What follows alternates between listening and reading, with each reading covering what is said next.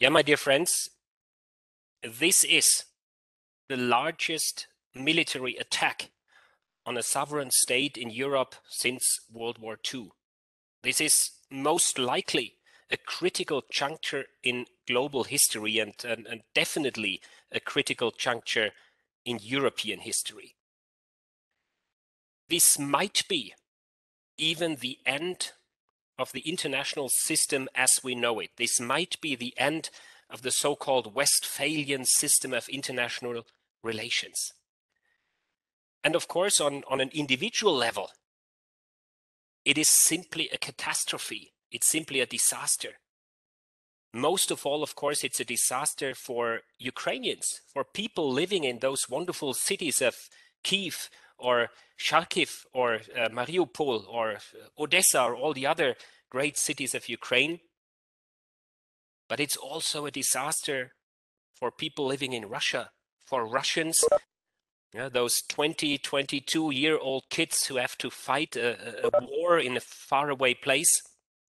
It's of course also a disaster for many Russians who already suffer and will definitely suffer even more from the economic consequences of this war.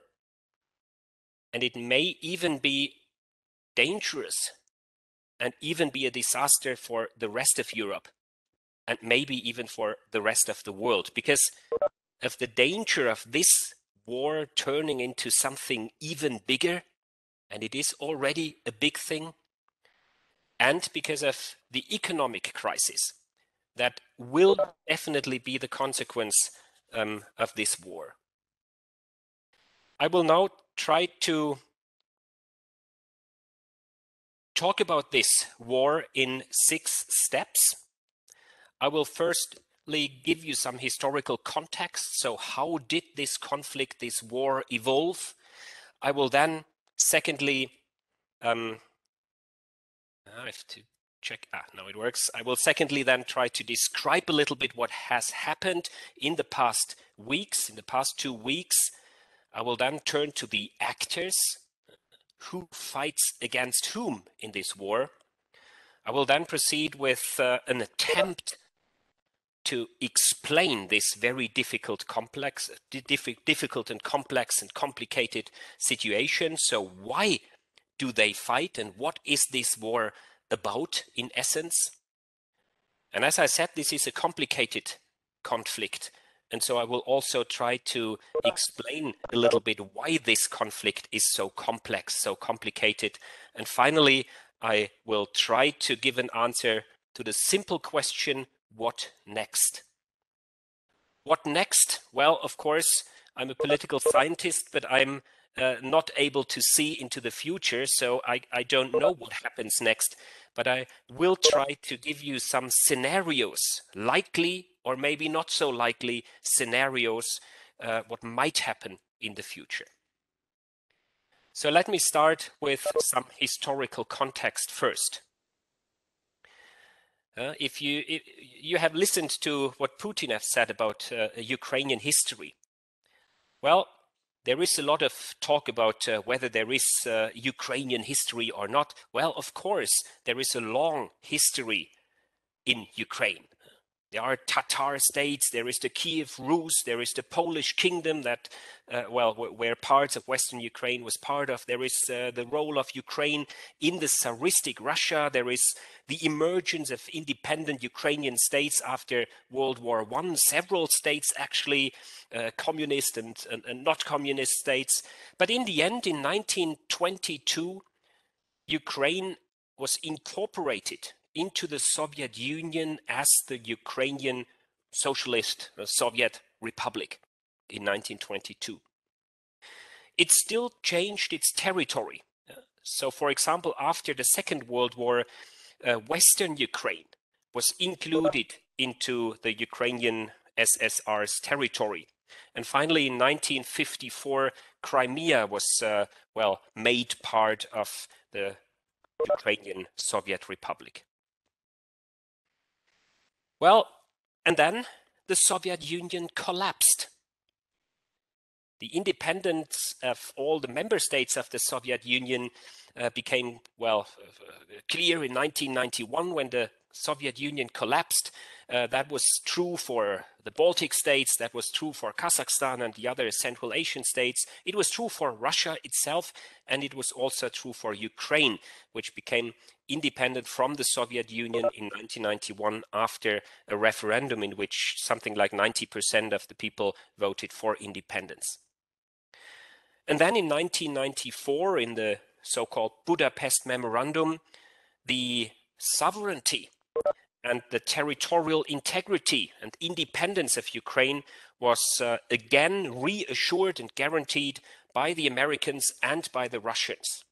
In exchange for Ukraine, the newly founded Ukrainian independent state, handing over the remaining nuclear weapons from the Soviet Union to Russia.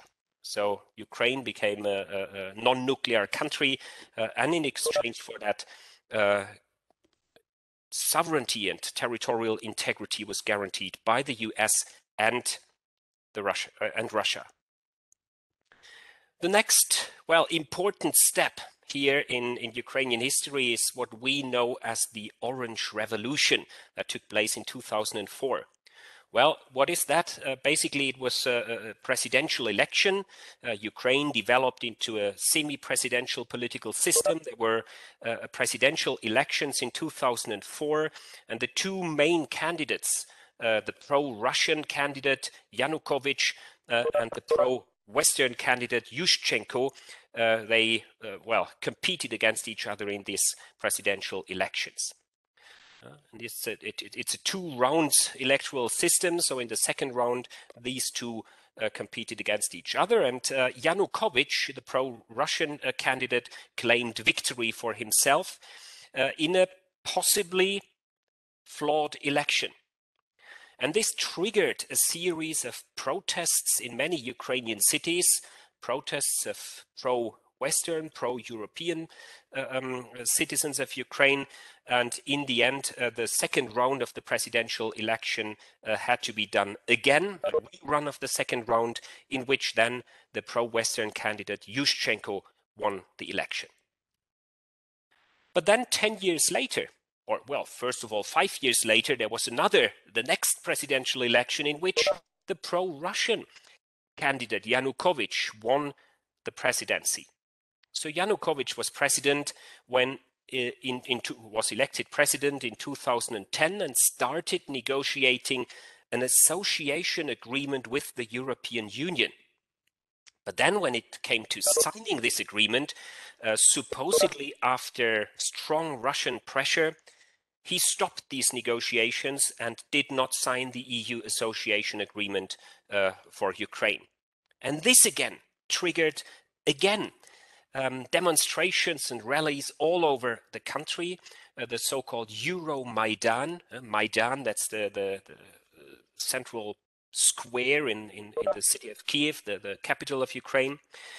And in the course of these events, finally, Yanukovych, the president, fled the country. He left and went to Russia and was finally impeached by the parliament of Ukraine, which again triggered a reaction among those parts of the Ukrainian society who supported Yanukovych, especially in the easternmost region of Ukraine, in the Donbas area, where a civil war started, possibly most likely supported by Russia. A secession movement started that ended with the declaration of independence of these two secessionist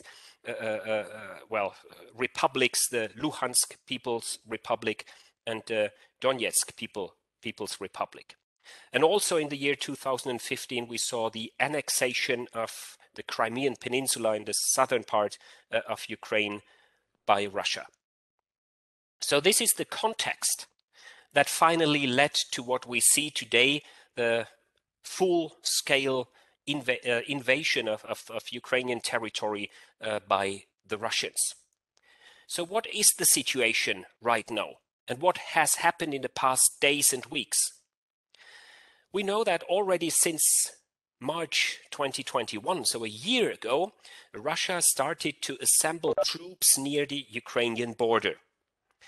and also later on Belarusian territory in the north of Ukraine. Supposedly something like 150,000 military staff. And during the whole year of 2021, in several speeches, the Russian President Vladimir Putin questioned the sovereignty and the right of statehood of Ukraine. He accused NATO of threatening essential Russian security interests. And he demanded NATO to categorically rule out the possibility of a future Ukrainian membership into NATO.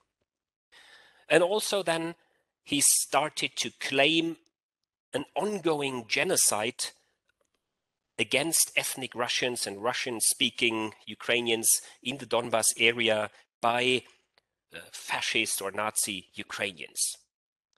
I have to say that there is no evidence for such a genocide actually happening, but that is what the Russian president claimed. And then on February 21, Putin actually recognized the two self-declared People's Republics of Luhansk and Donetsk. And only 3 days later, in this very famous speech that it's really worth to watch for everybody, in the middle of the night somewhere, 5 o'clock or so, when the Russian president announced what he called a special military operation to demilitarize and to denazify Ukraine. And only minutes after this speech, the Russians started a full-scale invasion, military invasion of Ukraine. And since February 24, Russian troops invade on a northern front, both from Belarus and from Russia in the north, on an eastern front coming from Russia and from the two self-declared People's Republics, and also on a southern front from Crimea, but also from warships in the Azov Sea and also in the Black Sea.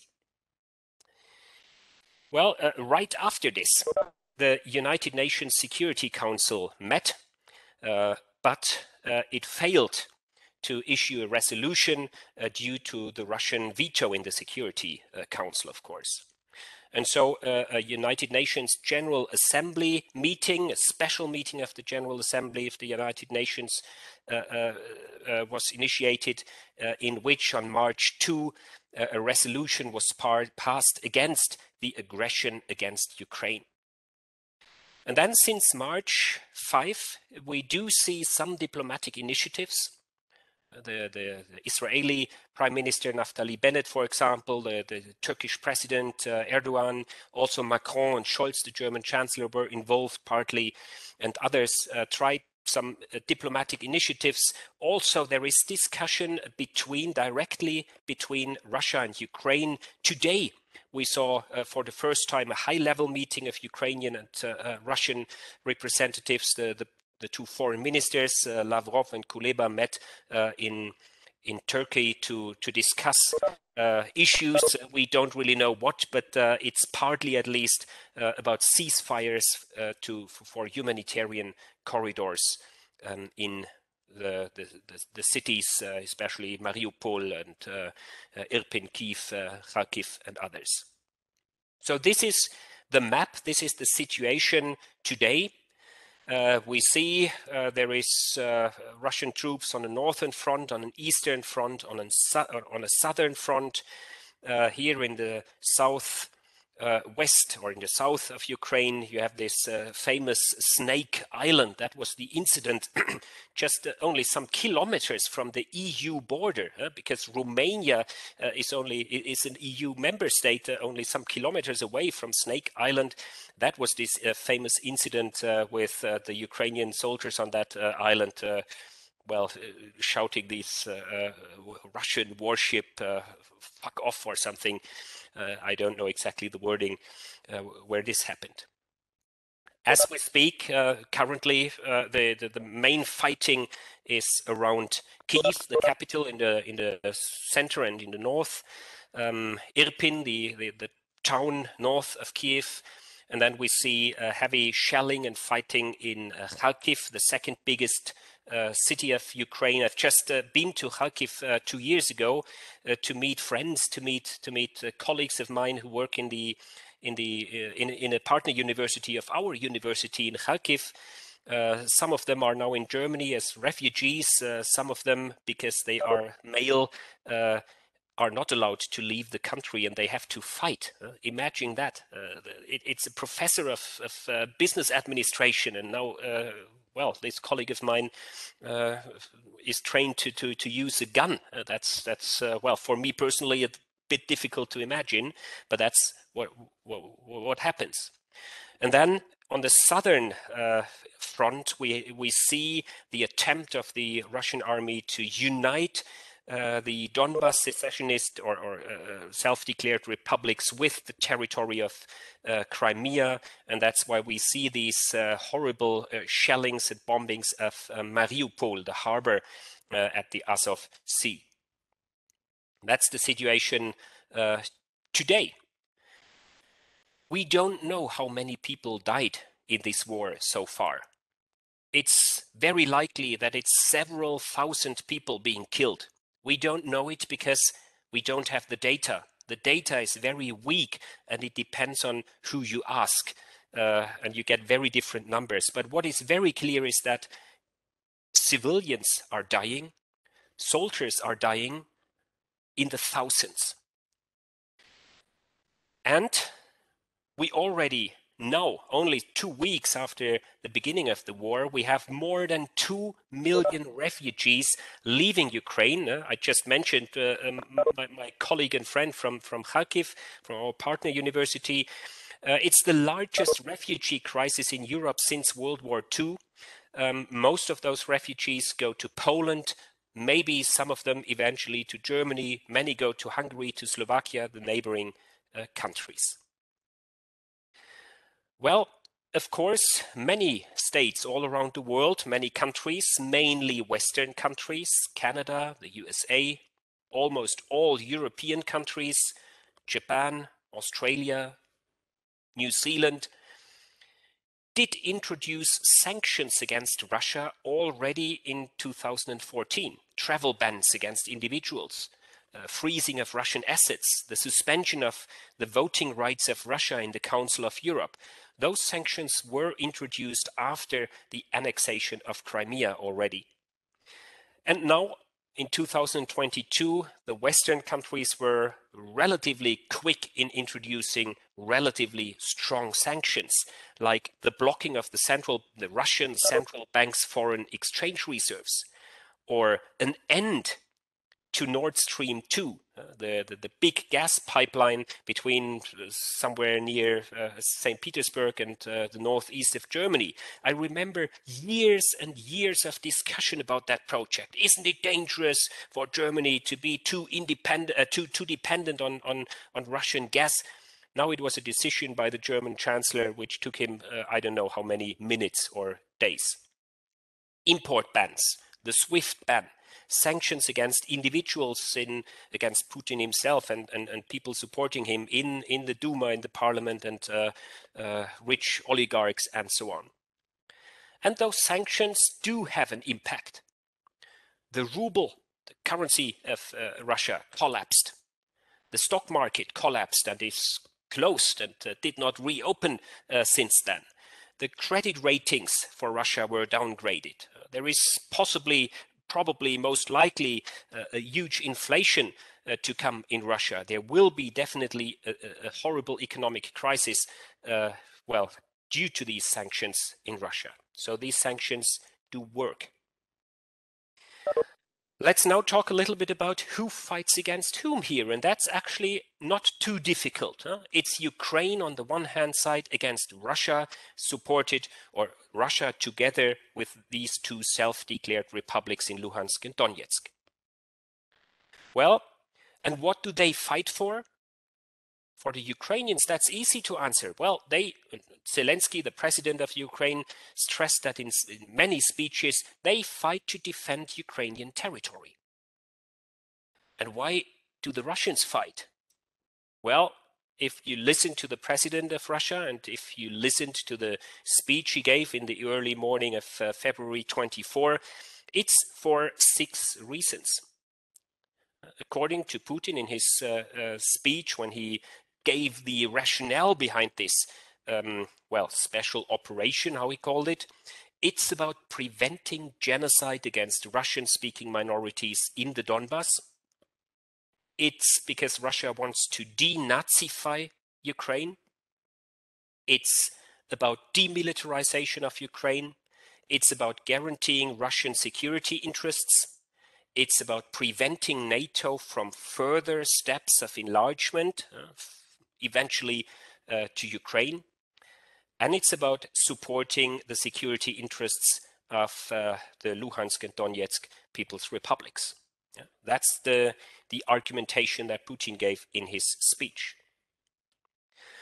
Well, those actors are not alone on both sides. They get support. They get support from further actors. And here on this slide, you can see some of them. Russia is supported by Belarus because supposedly also Belarusian soldiers, or at least military support for the invasion, comes from Belarus. Ukraine is supported by the European Union, by the USA, by the United Nations. I will come back to that. Not by the Security Council, but by the General Assembly. And not directly by NATO. NATO is very clear in always stating that it will not be part of this conflict. Of course, what is behind that is the fear that the conflict may escalate into something bigger, a world war, and that's something that NATO does want to prevent. But morally, at least, NATO, of course, takes sides for Ukraine. And that's also what makes the conflict so dangerous. Imagine a war between NATO and Russia. This may easily escalate into something very, very big, and may eventually, I don't hope that, but might include the use of nuclear weapons. And on the Russian side, there is China. Well, not directly militarily supporting Russia, but at least morally claiming that there is understanding for the Russian position here. And what does support mean? Well, in most cases, it does not mean direct military involvement, but it does mean shipment of weapons. It means shipment of other military equipment. You remember the discussion about the 5,000 German helmets. It means shipment of other goods. It means moral support. It means legal support, for example, through a yes vote in the General Assembly when it passed the resolution against the aggression against Ukraine. It means admission of refugees. It means a promise of future membership to relevant international organizations. This is what happened, for example, to the European Union. It's relatively, well, outspoken what Ursula von der Leyen, the president of the European Commission, said. She said, well, Ukraine is welcome in the European Union. That's, of course, a different issue with NATO for very understandable reasons. So I've talked so much about the United Nations. What did they do actually on March 2 when they passed this resolution? Well, first of all, what is the body in the United Nations that is responsible for security issues? It's primarily the Security Council. And so after the Russian invasion, the Security Council met, but it failed to pass a resolution due to the Russian veto. Russia has a veto power in the Security Council of the United Nations. And then an emergency special session of the General Assembly of the United Nations started, in which the resolution ES-11-1 was passed that reaffirms its commitment to the sovereignty, independence, unity and territorial integrity of Ukraine within its internationally recognized borders, which means including Luhansk and Donetsk, which means including Crimea. It deplores in the strongest terms the aggression by the Russian Federation against Ukraine in violation of Article 2 of the United Nations Charter. What is Article 2 of the United Nations Charter? The United Nations Charter says in Article 2, all members of the United Nations shall refrain in their international relations from the threat or use of force against the territorial integrity or political independence of any state. And the United Nations General Assembly said, this is exactly what the Russians did. And it says many more things, and it says the Russians should withdraw, and so on and so on. It's worth to read this resolution for all of you. What is interesting is that there were not all countries in the world favoring this resolution, but 141 out of 193 members of the United Nations voted in favor. Only 5 voted against. That's Russia, obviously, Belarus, of course, North Korea, Eritrea, and Syria. But 35 UN members abstained, among them very powerful countries like China, very big countries like India, Iran, Pakistan, all of them abstained. And if you count the people living in those countries who abstained, then definitely a majority of the world population was represented by countries who abstained or voted against, and not in countries that voted in favor. And then 12 countries out of those 193 were absent. Ethiopia, for example, the Ethiopians have their problems in the Tigray region, in the Afar region in the north themselves. So let's now try to analyze the situation a little bit. What is this war about? What is this war about? The problem is, it depends, the perspective on that war depends on whom you ask. If you ask people in the West, I personally have to say, well, if you ask myself, Jakob Lempp, I also think that, well, this is a war, this is the self-defense of a democratically elected government against a very powerful neighbor. Well, other people say, well, this is basically about secession, a secession war. This is about the fight over autonomy for those people in Ukraine who do not feel this strong pro-Western, West Ukrainian identities. It's basically a civil war within the very heterogeneous Ukrainian society. Others argue, well, it's a war about Russia trying to secure its national security interests. It's basically Russian self-defense against an encirclement by NATO. Well, on the 24th of February, Putin himself, he said, this is not about NATO, well, it's about NATO, but this is not about self-defense or anything. This is a war against nationalism, against Ukrainian nationalism. It's a war against fascists committing genocides. It's about denazification. It's a war against an aggressive nationalist government in Ukraine who oppresses parts of the Ukrainian people. And then some political scientists and international relations scholars argue, in essence, this is not about Ukraine. This is not at all about Ukraine. Ukraine might be the trigger, but overall, this is a conflict between the major powers in the world over the future world order. Will it be US hegemony? Will it be a dichotomy, basically a new Cold War with the Russians and the Chinese on the one hand side and the West on the other hand side? Or it is the clash of civilizations, as Samuel Huntington has described this, 30 years ago, when he said that there will be conflicts between this border between the Western civilization, that's Huntington's words, and the Orthodox civilization in the East. Well, which of those perspectives is true? If you ask me personally, I do have an opinion on that. But the problem, and some of those perspectives might be completely flawed and full of lies. But the problem is people act, and also politicians act. Powerful people act on the basis of what they perceive as real and not on reality itself.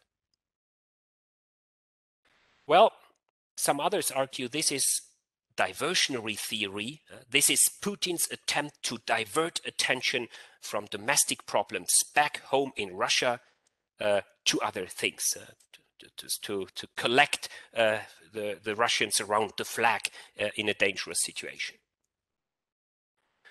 Well, what are the causes of this war then? Why this war?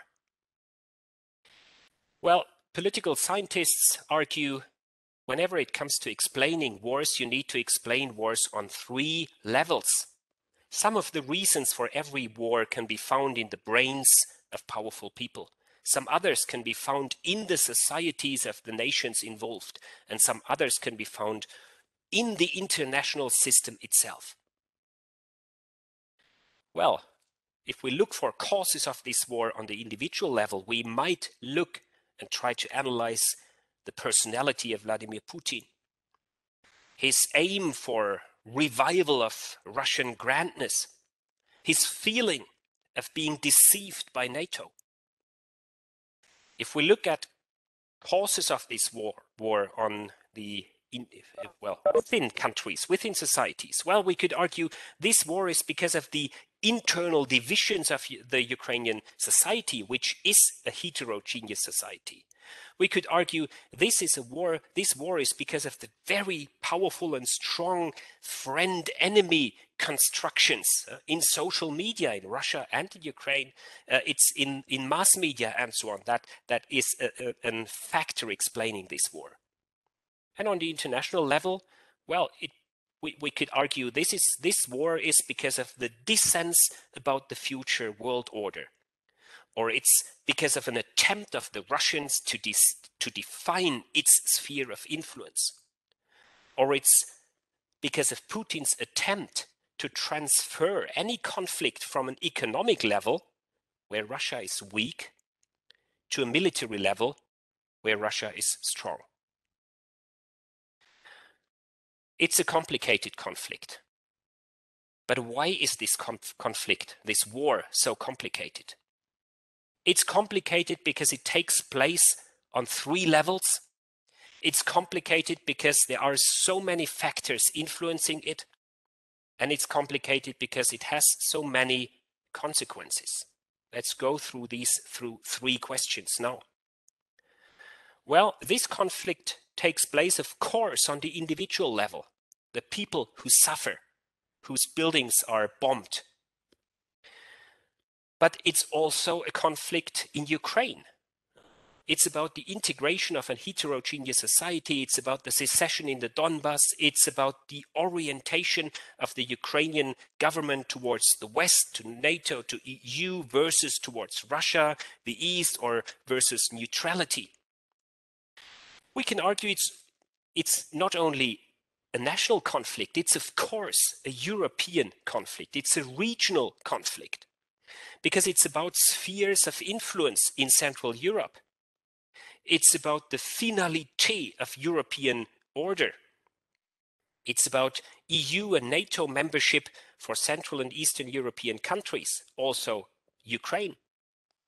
And it's about the Russian-speaking minorities in many Eastern and Central European countries, in Moldova, Transnistria, in the Baltic states, in Ukraine itself, of course, in Belarus, and in other places.